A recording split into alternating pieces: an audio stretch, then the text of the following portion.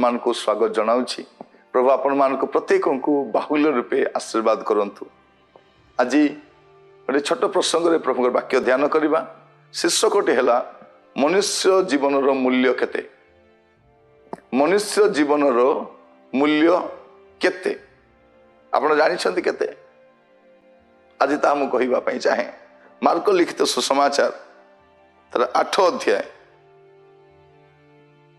तार 36 और 37 पद लिखा जाए। आ मनुष्य जेबे समस्त जगत लाभ करी निज जीवन हराए तेबे ताहार की लाभ? पुणी मनुष्य अपना जीवन बदल रे कौन दे पारे? लिखा जाछि समस्त जगतर धन आउ मनुष्यर जीवन दुईटा विषय देखुछु। कार मूल्य अधिक? कारण आमे जहाँ भी करू लाभ क्षति को हिसाब कर करू। जदि पिला पाठ भी पढ़ाऊ लाभ क्षति को देखिकी, पुओ बा झील जन्म कले भी लाभ क्षति, कोई बाहागर कले भी लाभ क्षति, जहाँ भी आम करू लाभ क्षति को देखू। किंतु एठी भी आम देखा दरकार जे वास्तव में जगतर धन बहुमूल्य ना मनुष्यर जीवन बहुमूल्य। आम आम जीवन को गुरुत्व दौना, आम समस्ते गुरुत्व दौचु धन पाए। मोर जीवन पछे जहाँ हो जाऊ किंतु मते धन दरकार। एबे आपण देखि परिबे लोक माने केते पाप केते कदर्य केते मंदता लिप्त केवल धन पाए जीवन को गुरुत्व दौना। धन आउ जीवन को रखिले कार जीवन भी नहीं जीवे से धन को गुरुत्व दौरान। एपरी एक समय आम बास करवा समय शास्त्र आमको कौन कहे? आ मनुष्य जेबे समस्त जगत एबे कहा जाउछि भारतर से नंबर 1 धनी, एशियार नंबर 1 धनी, विश्वर धनी मान मध्य से सप्तम अच्छा, तृतीय अच्छा, टॉप 10 रिच लोक मान मध्य आसुंच। यहीटा कह आम बहुत गर्व अनुभव करुछु। किंतु जीवन विषेका मले कुकुर जमती मरे मनुष्य भी सेमती मरे। जीवन गला पर मनुष्य कुकुर भीतर किसी फरक न थाए। खाली आम सम्मान दे समाधि दी था कि जीवन गला पर किसी नहीं। ये भी माटी मिसिबो से भी माटी मिसिबो। लिखा जाउछि मनुष्य जेबे समस्त जगत लाभ करी जो जीवन हराए तेबे तार की लाभ? तेणु आज आम कौन चेष्टा करवा कथा ए धन लाभ करने नहीं जीवन लाभ करने चेष्टा करवा दरकार। माने जगतर सबु धन गोटे आड़े रखंतु आ मनुष्यर गोटे जीवन गोटे आड़े रखंतु अति बहुमूल्य अटे।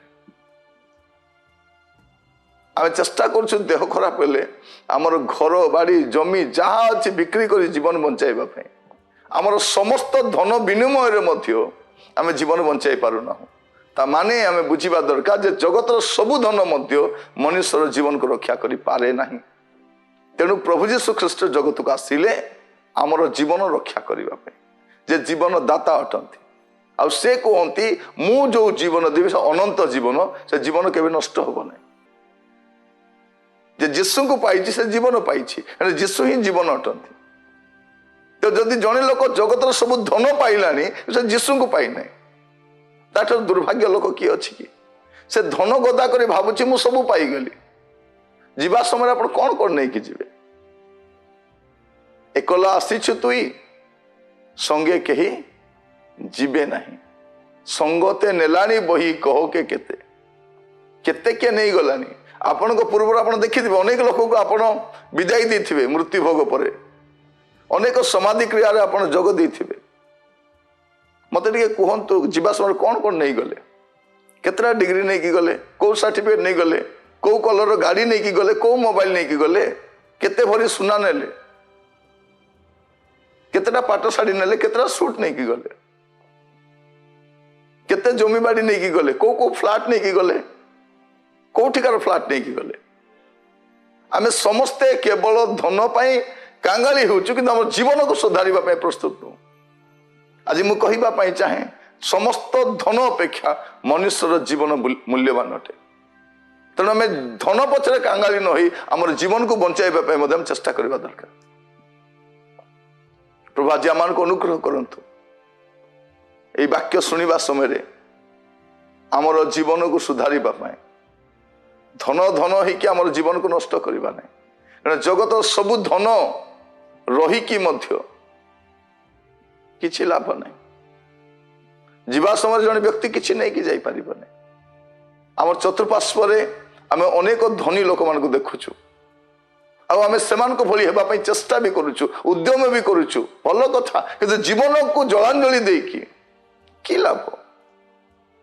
କାରଣ ବାଇବଲ କୁହେ ଜଣେ ବ୍ୟକ୍ତି ଯଦି ସବୁ ଧନ ବି ଲାଭ କଲା କିନ୍ତୁ ତାର ଜୀବନକୁ ହରାଇଲା କି ଲାଭ? ଆମେ ସବୁବେଳେ ଲାଭ କ୍ଷତି କଥା ହଉଛୁ ଯେ ଅବି ଟିକେ ଆମେ ଚିନ୍ତା କରି ଦେଖା, ବାସ୍ତବରେ ମୁଁ ମୋର ଜୀବନ ପାଇଁ ଚିନ୍ତା କରୁଛି।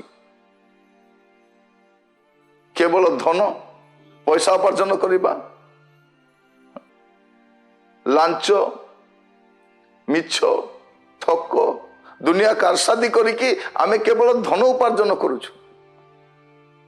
କିନ୍ତୁ ଏ ଧନ କଣ ଜୀବନକୁ ରକ୍ଷା କରିପାରେ? ଆମେ କରୋନା କାଳରେ ଦେଖିଛୁ ଅନେକ ଧନୀ ସମ୍ଭ୍ରାନ୍ତ ଲୋକମାନେ ଜୀବନକୁ ରକ୍ଷା କରିପାରିଲେ ନାହିଁ। ସେମାନଙ୍କ ଧନ ସେମାନଙ୍କୁ ରକ୍ଷା କରିପାରିଲା ନାହିଁ। ବହୁତ କଷ୍ଟ ପାଇଛନ୍ତି ଲୋକମାନେ। ଧନର ମୋହ ଯଦି ଏବେ ବି ଆମର ତ୍ରୁଟି ନାହିଁ, ଆଗାମୀ ସମୟରେ କଣ ହବ ସେ ଆମେ ଜାଣିନାହୁଁ। ପ୍ରଭୁ ଆମମାନଙ୍କୁ ପ୍ରତ୍ୟେକଙ୍କୁ ସାହାଯ୍ୟ କରନ୍ତୁ ଆଜିର ବାକ୍ୟକୁ ସ୍ପଷ୍ଟ ଭାବରେ ବୁଝିବା ପାଇଁ। କାରଣ ମନୁଷ୍ୟର ଜୀବନର ମୂଲ୍ୟ କେତେ ତାହା ଆମେ ବୁଝିପାରୁଛୁ ଯେ ଜଗତର ସବୁ ଧନ ଅପେକ୍ଷା ମନୁଷ୍ୟର ଜୀବନ ମୂଲ୍ୟବାନ ଅଟେ। ସେ ଜୀବନ ବଞ୍ଚାଇବା ପାଇଁ ଆପଣ କଣ କରିଛନ୍ତି ବା କଣ କରିବେ ଚିନ୍ତା କରନ୍ତୁ। ଯଦି ବଞ୍ଚାଇବା ପାଇଁ ଚାହାନ୍ତି ଯୀଶୁଙ୍କ କତିକି ଆସନ୍ତୁ, ସେ ଜୀବନ ଆପଣଙ୍କୁ ଦେବେ। ଆପଣଙ୍କ ଜୀବନର ସମସ୍ତ ଭାର ସେ ନେବେ, ଆଉ ସେ ଆପଣଙ୍କୁ ଅନନ୍ତ ଜୀବନ ଦେବେ। ପ୍ରଭୁଙ୍କ ନାମ ଗୌରବ ପ୍ରାର୍ଥନା କରିବା। ଅନୁଗ୍ରହକାରୀ ପିତା ପରମେଶ୍ୱର ଆପଣଙ୍କୁ ଧନ୍ୟବାଦ ଦଉଛି ବାକ୍ୟ ଦ୍ୱାରା କଥା ହେଇଥିବାରୁ। ପ୍ରଭୁ ଜଗତର ସମସ୍ତ ଧନ ବିନିମୟରେ ମଧ୍ୟ ପ୍ରଭୁ ଆମର ଜୀବନ ରକ୍ଷା କରାଯାଇ ପାରିବ ନାହିଁ, ଏକଥା ଆମେ ବୁଝି ସାରିଛୁ। ପ୍ରଭୁ ଆମେ ଆପଣଙ୍କ କତିକି ଆସୁଛୁ, ସାହାଯ୍ୟ କର ପ୍ରଭୁ। ଯେଉଁମାନେ ଆଜି ଯୀଶୁଙ୍କୁ ବ୍ୟକ୍ତିଗତ ତ୍ରାଣକର୍ତ୍ତା ଭାବରେ ଗ୍ରହଣ କରୁଛନ୍ତି, ଜୀବନକୁ ପୁଣି ସଜାଡୁଛନ୍ତି ପ୍ରଭୁ, ଜଗତର ମୋହମାୟାରେ ଛନ୍ଦି ନ ହୋଇ ପ୍ରଭୁ ଆପଣଙ୍କର ପଶ୍ଚାତ ଗମନ କରିବା ପାଇଁ ସାହାଯ୍ୟ କର। ପ୍ରତ୍ୟେକଙ୍କୁ ଆଶୀର୍ବାଦ କର, ପ୍ରତ୍ୟେକଙ୍କୁ ଦୟା କର। ପ୍ରାର୍ଥନା ଶୁଣିଥିବାରୁ ଧନ୍ୟବାଦ। ଯୀଶୁଙ୍କ ଅତି ପ୍ରିୟ ନାମରେ ମାଗିଲି ରାଜା, ଆମେନ। ପ୍ରଭୁ ଆପଣମାନଙ୍କ ପ୍ରତ୍ୟେକଙ୍କୁ ବାହୁଲ୍ୟ ରୂପେ ଆଶୀର୍ବାଦ କରନ୍ତୁ। ନମସ୍କାର।